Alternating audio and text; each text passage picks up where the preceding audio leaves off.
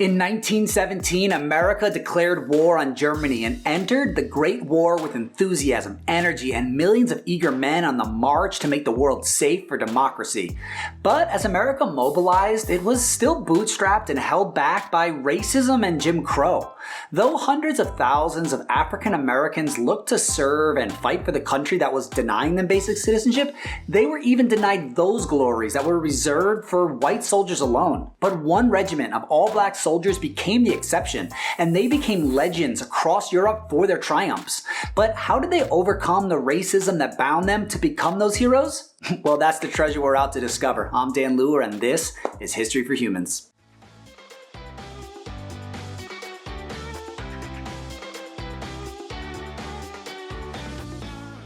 What is the mood of this photograph? What does it reveal to you about this all-black fighting force from World War I, who became known as the Harlem Hellfighters?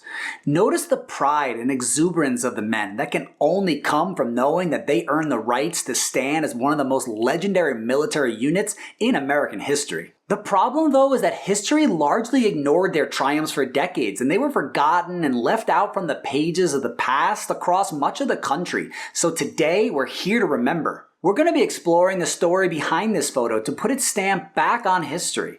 And our exploration question for today's story lecture is, what was the Black experience during World War I? And just what were the Harlem Hellfighters fighting for? And we're going to be heading into the trenches of history, folks, so shovels out, we got some history to dig. Before they were the Harlem Hellfighters, they were members of the all-black unit of New York's National Guard's 15th Infantry. This segregated force of the New York National Guard was mostly from, you guessed it, Harlem. They were a source of pride for blacks in the city. Donning the uniform carried with it a status and a swagger that symbolized they were somebody. Said one member, to be somebody you had to belong to the 15th Infantry. Like all African American units during the war, they were led by a white commander. But there were black officers as well, including James Reese Europe, who was a famed jazz artist and composer. He was even dubbed the Martin Luther King of music. And just as he was a band leader, as an officer for the unit, he was respected and revered by all his men. And when America declared war, this unit was reorganized as the 369th Infantry Regiment. Their insignia was a rattlesnake, and their motto was, "Don't tread on me, goddamn, let's go." Now that's bad. And they were sent down to South Carolina for training in October of 1917. Their commanding officer, knowing that they would face ridicule and racism from the locals and others in the military, commanded them to respond to threats, insults, and even violence with fortitude but without retaliation. And they were mistreated in hotels and restaurants and corner stores, even while in uniform. But the prejudice that they encountered seemed only to bond them closer and make their mission to fight for black rights and dignity even more important and pressing. They understood that the war could offer them opportunities to demonstrate their honor and patriotism and courage in hopes that it could break centuries-old prejudices that can weigh heavier than even chains. Because if America was fighting to make the world safe for democracy, the 369th and all black forces who volunteered were also fighting to make America safe for democracy. And like millions of other American servicemen, they were readying and training for a war that was proving to be the most horrific war the world had ever seen. World War I became so horribly brutal that a new term was coined to describe the impact it had on the men who returned: shell-shocked. The sheer trauma of life in the trenches scarred all the men who experienced it. Many developments led this war to become so ghastly, especially new weapons technology like the Maxim machine gun that replaced the slow-loading and inaccurate muskets of the Napoleonic Wars.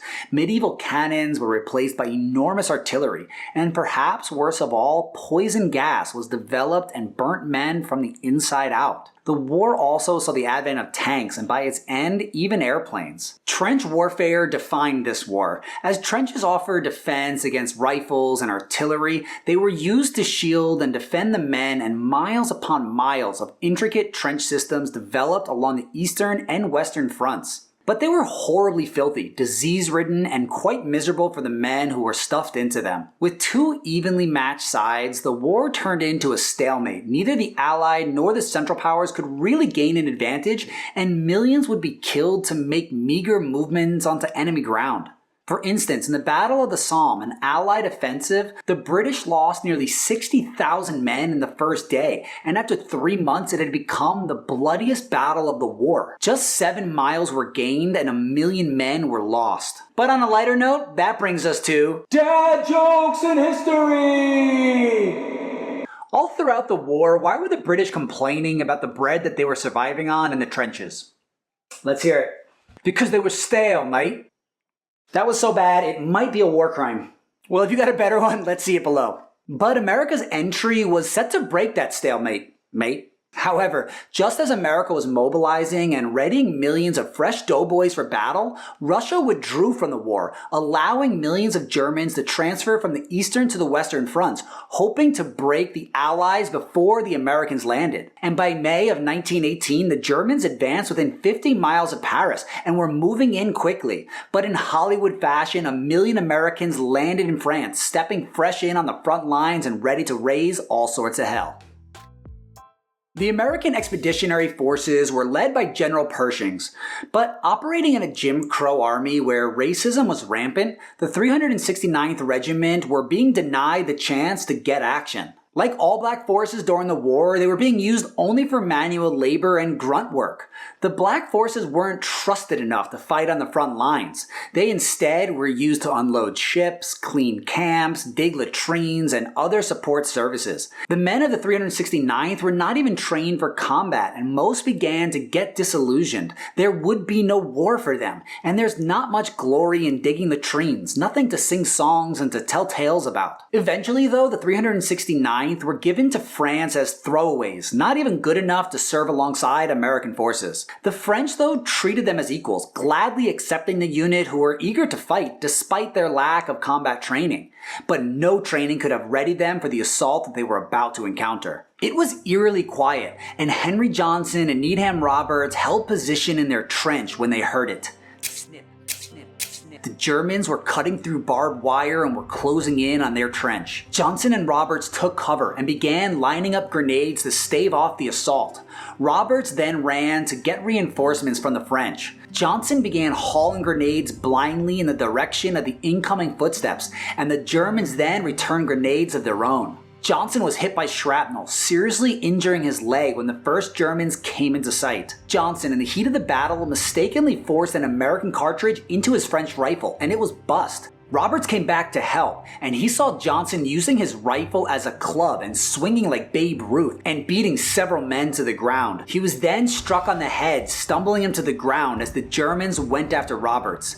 But Johnson rose again with his knife and stabbed one German in the chest, another in the head before taking a shot in the arm, but he continued fighting them off with just his knife while Roberts fought off the others. The two men held off 20 to 30 Germans before forcing them to retreat. In that one assault, Johnson killed 4 men and wounded about a dozen others, and he was dubbed Black Death by the French. Johnson and Roberts were the first 2 Americans to receive the French Medal of Honor, the Croix de Guerre, but this was only the first of many honors awarded to the 369th. Eventually, 171 members were awarded this honor. In the war, they suffered 1,300 casualties, the most of any U.S. regiment of its size, and they saw more combat as well, with 191 days on the front lines. The French took to calling them Men of Bronze, but it was the German forces that can actually be credited with giving them their namesake as the Harlem Hellfighters for never giving up a single inch of ground amidst numerous assaults. Their stories were celebrated by all the black press back home in America and some of the mainstream papers as well,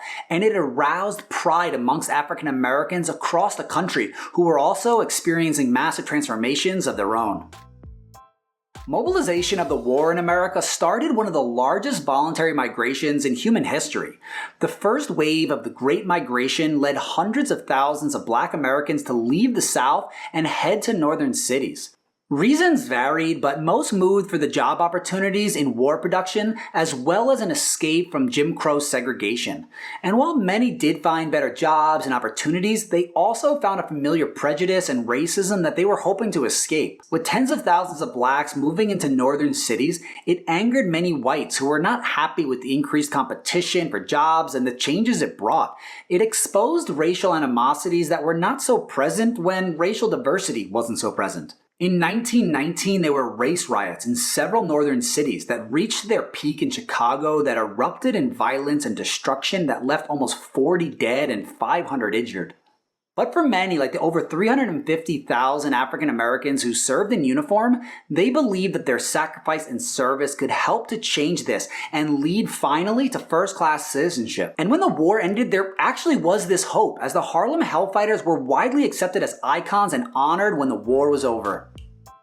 It was really the prospect of endless fresh American forces to the Western Front that broke the will of the Germans, and an armistice was signed on November 11, 1918, ending the war, a day we celebrate today as Veterans Day. At war's end, Americans of all races stood proudly knowing that they played an instrumental role in winning the war. 52,000 Americans died in battle, and another 62,000 from disease.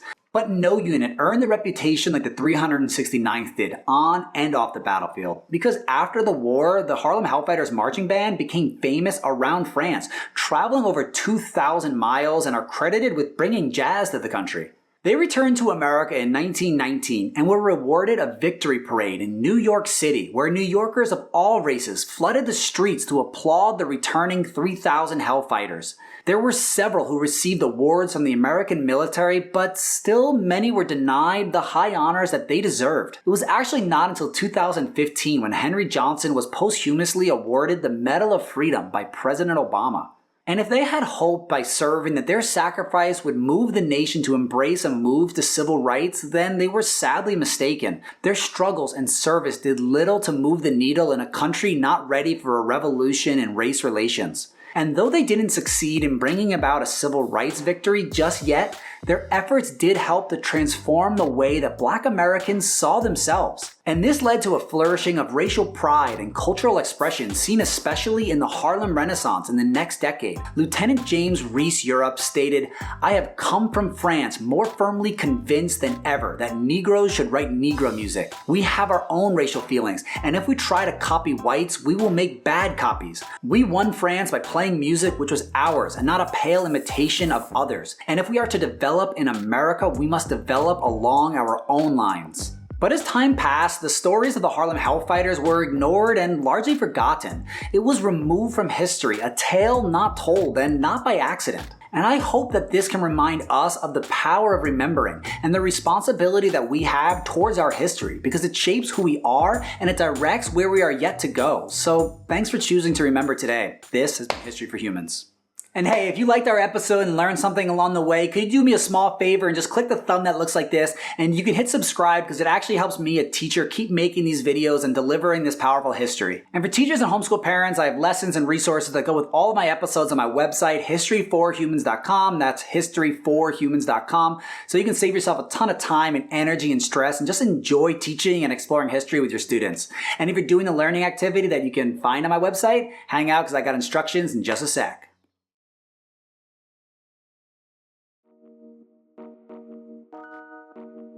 Alright y'all, you're gonna be dancing with the dead in today's lesson. That's what you call it when you're like reading the ideas from people from the past? No? Well, anywho, so you're gonna be reading two powerful primary sources from African American leaders at that time. One is from Minister F.J. Grimke and the other from W.E.B. DuBois. They're both gonna be addressing African Americans who are returning from the war, and they're gonna be offering two slightly different arguments about what they should do moving forward in America. So you're gonna answer some short analysis questions, and then you're gonna be comparing both the documents and finally deciding who you think made the more compelling argument. The similarities are going to jump out to you, but you're going to have to dig a little deeper to find the differences between the two authors. And lastly, enjoy dancing with the dead, because that's what lets their ideas live on through you. So get your dance on. I'll catch you next time.